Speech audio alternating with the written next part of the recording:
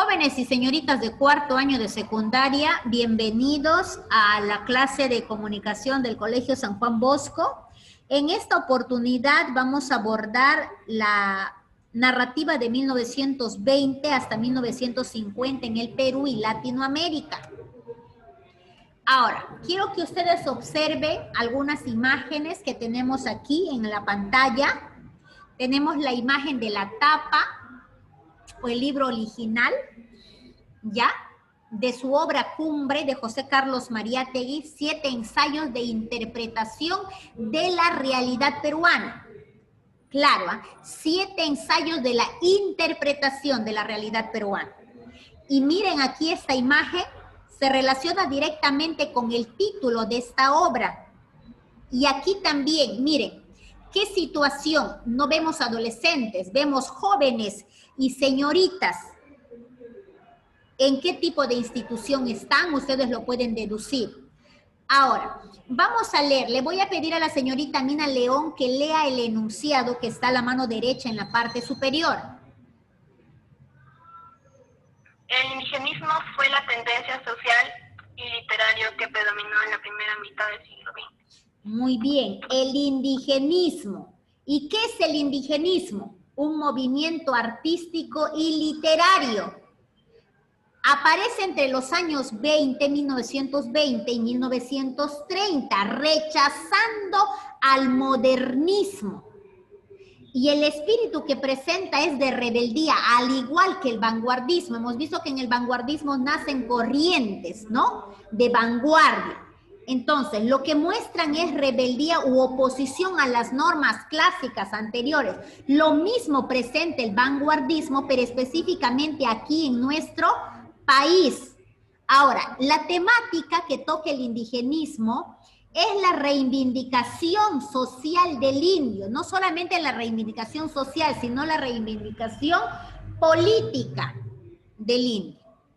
Voy a pedir a la señorita Iriana Segarra, por favor, que lea el segundo, que está a la margen izquierda, debajo de la tapa del libro, que lea, por favor, este texto.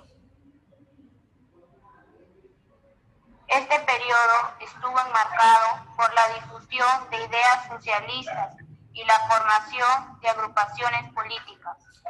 Las agrupaciones políticas que aquí, por ejemplo, es la fundación de Alianza Popular Revolucionaria Americana, más conocida como el APRA, por Víctor Haya de la Torre en el año 1924. Aquí también se forma la Confederación General de Trabajadores del Perú, la CGTP, en el año 1929, y la democratización de la universidad debido a la reforma universitaria. ¿Está bien? Ahora, vamos a pedir al joven Diego de la Cruz, por favor, que lea el tercer texto. Este periodo estuvo enmarcado por la difusión de ideas socialistas y la formación de agrupaciones políticas. El siguiente, el que está a la mano derecha abajo, hijo, por favor. La reforma universitaria tuvo un sentido reivindicativo para docentes y estudiantes y estuvo direccionada por renombrados reformistas intelectuales como José Carlos Mariátegui y Luis Alberto Sánchez. Ya. En este marco que su compañero acaba de leer, estamos hablando del gobierno de Luis Sánchez Cerro, en la cual se da el cierre, por ejemplo, de la Universidad Nacional Mayor de San Marcos por las revueltas estudiantiles que se llevaron a cabo. Vamos a ampliar un poquito más, ¿ya?, en esto, y vamos a mencionar primero quiénes son los precursores de la narrativa del 20 al 50. En primer lugar tenemos a Bartolomé de las Casas, con su obra Brevísima relación de la destrucción de las Indias. Cabe resaltar, chicos, que en esta época, en este periodo, prevalece no solamente la narrativa como relato o como cuento, como novela, sino también como ensayo. Pero aparte, también en este caso Mariano Melgar prevalece con sus yarabíes, que están escritas en verso, pero uno de los temas que presenta es la reivindicación del indio, como ya les mencioné. El siguiente es Narciso Arestegui, con su obra El Padre Orán, en el año 1848. Y la obra más representativa, ¿ya?, que es de Clorinda Mato de Turne, Ave sin nido. Ahora, ¿por qué hacemos mención a esta obra? Que podría pertenecer al realismo. ¿Por qué? Porque los protagonistas de esta obra son indios o son indígenas, son ascendentes de los incas. Entonces, en esta obra podemos ver el abuso que cometen las autoridades españoles contra los indígenas, los pobladores indígenas. Pero esto es una forma que Clorinda Mato de Turne hace la denuncia de estos abusos. Ahora, en el contexto histórico-cultural, hablemos del gobierno de Augusto B. Leguía. En cuanto a la política, vemos una visión paternalista que no satisfacía las necesidades de los indios y también un impulso de la producción azucarera y algodonera. También aquí se da el reconocimiento de las comunidades indígenas en el año 1920. Allí es el punto de partida para toda la temática que nosotros hemos visto ya en ortografía, en comprensión lectora y también en gramática. Es aquí, en esta época, que se inicia la lucha de los pueblos por oficializar las lenguas y no solamente hablarlas, sino también que tengan una gramática oficial. Otro de los acontecimientos, vemos la creación de la Dirección de Asuntos Indígenas en el Ministerio de Fomento y también el establecimiento del Día del Indio, que es el 24 de junio. Nosotros aquí celebramos como el Día del Campesino. En la sierra o en los Andes celebramos el Día del Inti Raymi, pero en estas fechas se establece como un reconocimiento al indio, como campesino en sí. ¿Está bien? Y por último, la creación de los centros agropecuarios y las escuelas agrícolas. Anteriormente, recuerdo, ahora no tengo muy en claro, pero en provincia sí, que existían escuelas o colegios agropecuarios, así con ese nombre, o tenían un curso, un área donde los estudiantes se podían desarrollar, así como había mecánica, corte-confección, industrias alimentarias, también había el curso o el área de agropecuario, ¿ya? Les menciono esto por el punto que estamos tratando acá, la creación de los centros agropecuarios. Ahora, el siguiente es el gobierno de Luis Sánchez Cerro, dijimos. Aquí podemos ver que se da la protección de la industria pesquera y la concesión de las vacaciones obreras. También la creación de las escuelas públicas y del Banco Central de Reserva. Mencionamos ya el cierre de la Universidad Nacional Mayor de San Marcos y la persecución y deportación de parlamentos apristas. Ahora, los principales acontecimientos que se da entre 1920 y 1950, en primer lugar hemos visto la fundación del APRA por Víctor Raúl Haya de la Torre, otra es la fundación de la CGTP y también la democratización de la universidad debido a la reforma universitaria. Ahora, ¿cuál es la corriente, hemos dicho, que nace aquí en esta época? El indigenismo. Aparece entre los años 1920 y 1930 como rechazo al modernismo aristocrático y con un espíritu de rebeldía del vanguardismo. Ahora, ¿cuáles fueron las etapas que presenta la literatura indigenista? En primer lugar, tenemos al indianismo. Presentó una visión estereotipada del indio con el afán de buscar una literatura autóctona, porque se volcó exclusivamente al pasado histórico y visualizó desde una postura indirecta. También evidenció un desconocimiento de la problemática del indio. El segundo, La segunda etapa es el indianismo ortodoxo. Esta se caracterizó por el uso excesivo de las descripciones y mostrar un realismo regionalista. También la temática ha sido rural y presenta dos tendencias. Uno, el indigenismo romántico y el siguiente, el indigenismo modernista. Dentro del indigenismo romántico vemos la obra Ave sin nido de Clorinda Mato de Turner, ya que ahí dentro de la problemática social que se manifiesta, también vemos que nace el amor entre dos adolescentes, bueno, un adolescente y un joven. Por eso es que está considerado dentro del indigenismo romántico. Y después tenemos el indigenismo modernista, como los cuentos andinos de Enrique López Albújar. Uno de sus cuentos nosotros los vamos a analizar en el libro de actividades que se titula Los Tres Jircas. Ahora, y por último tenemos la etapa del neoindigenismo. En el neoindigenismo se describe la realidad andina desde el punto de vista vivencial y personal, porque se utilizó el quechua, también la tradición oral de transmitir de generación en generación, y lo mítico religioso del mundo andino. También se resaltó el valor cultural indígena para respetar y defender la diversidad cultural. Además, presentó innovaciones en sus relatos.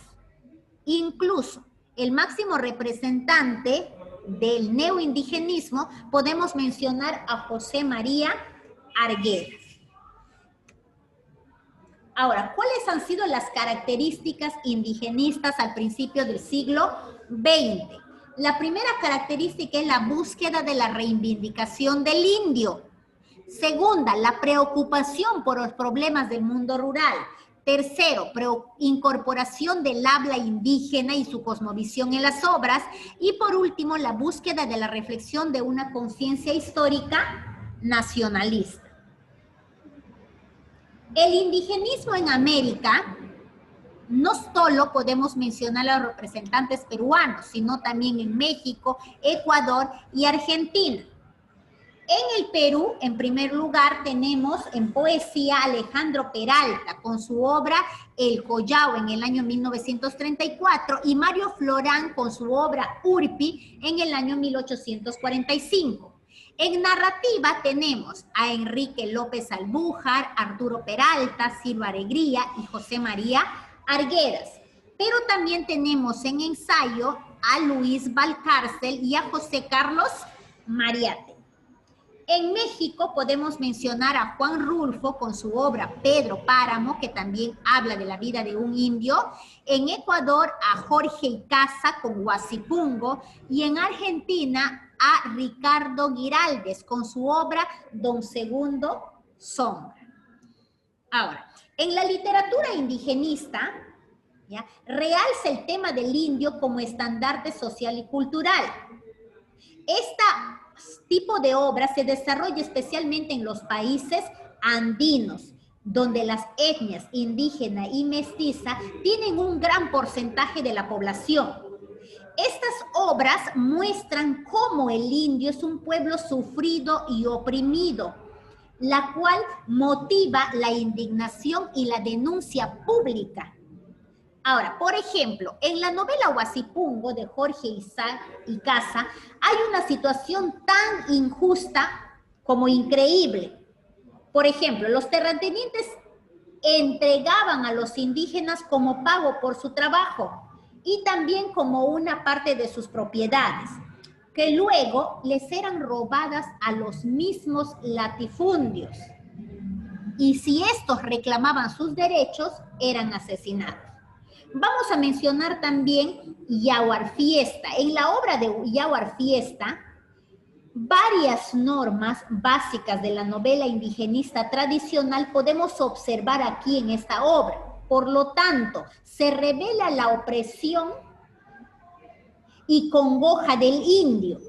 En esta novela se busca subyugar el poder y la dignidad que el pueblo quechua ha sido preservada o ha sido quitada debido a la explotación y al desprecio.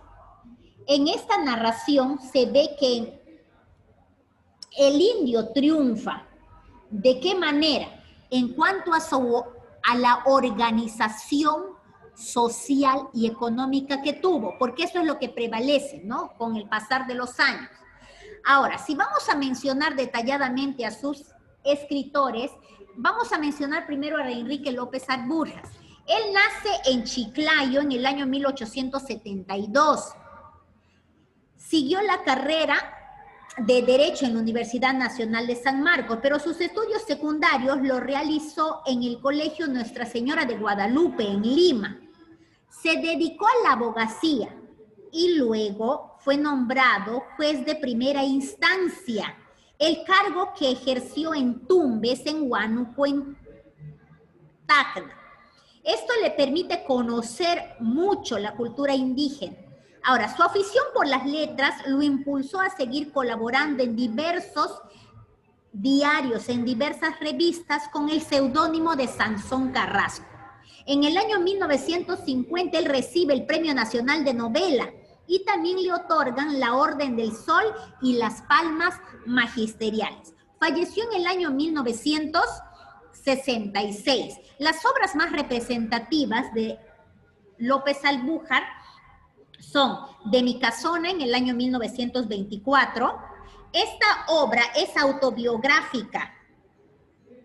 Aquí en esta obra él nos habla de su pasado, de su infancia, dentro de un ambiente piurano familiar. La otra obra o la novela importante de López Albujar se llama Matalaché. Narra los amores de un siervo mulato y la hija del patrón José Manuel y María Luz.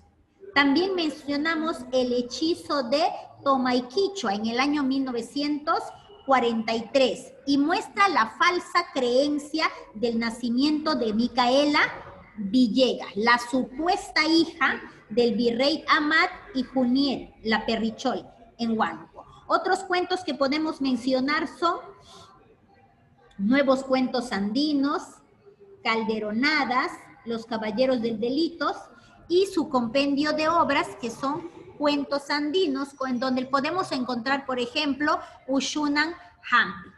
Terminamos con el estilo de este autor que nos dice que exploró el mundo subjetivo de los personajes para dar a conocer no solo virtudes, sino defectos, y presenta la problemática indígena, sus anhelos, sus carencias, su cosmovisión, sus vicios, entre otros aspectos. Se refirió al problema étnico, por ejemplo, étnico en la novela Matalaché, en la que una joven blanca se ve atraída por el mulato José Manuel. También exhibió un crudo realismo en las descripciones y los diálogos en sus obras, y se caracterizó por un indigenismo con evidente preocupación por el destino del hombre peruano, el ahondamiento psicológico con matices trágicas y adjetivación fuerte. Ustedes, queridos amigos, gracias por acompañar a mis chicos también. Nos vemos en la próxima clase. Hasta pronto.